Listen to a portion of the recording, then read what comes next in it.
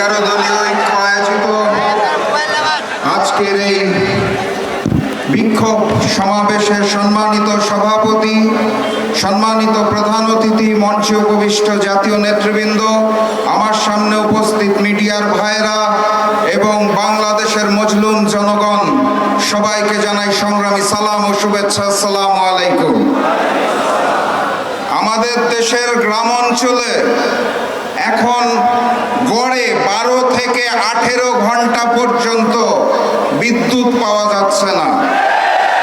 দ্রব্যমূল্যের ঊর্ধ্বগতিতে সাধারণ মানুষের দিন খুব কষ্টে কাটছে। তেলের জন্য যেই লাইন প্রতিদিন দেখতে পাই, মানুষ অত্যন্ত কষ্টে জীবনযাপন করছেন। সেই সময়ে সরকার আমাদেরকে বলতে চায় জ্বালানির পর্যাপ্ত মজুদ রয়েছে। সরকারকে কঠিন ভাষায় কথা বললে তো ভাষায় হামলা।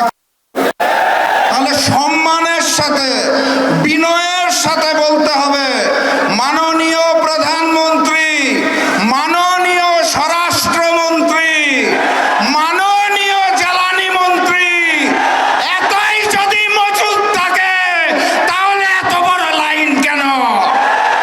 এই মজুদ কোথায় রেখেছেন? নতুন হাওয়া ভবন কোথায় সৃষ্টি করেছেন? সম্মানের সাথে বলা হয়েছে তো নাকি? আলহামদুলিল্লাহ। আর আজকের এই সমাবেশ থেকে স্পষ্ট ভাষায় জানিয়ে দিতে চাই,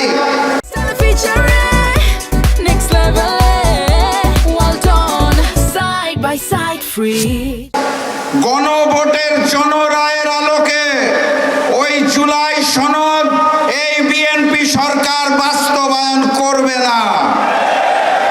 অতএব তাদেরকে বাস্তবায়ন করাতে হবে। আর আমাকে যারা প্রতিদিন প্রতিনিয়ত হত্যার হুমকি দিচ্ছেন, তাদেরকে স্পষ্ট ভাষায় জানিয়ে দিতে চাই, বাংলাদেশের মানুষের সাথে বেইমানি করে, দিল্লির সামনে মাথা নত করে আপনাদের মতো প্রতিদিন ধুকে ধুকে মরব না।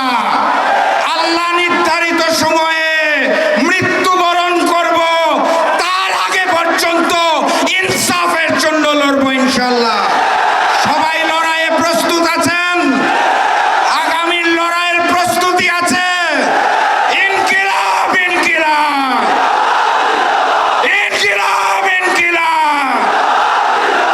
দেখা হবে বিজয়ে। বিজয়ের পথে যাত্রা শুরু, জীবন অথবা মৃত্যু।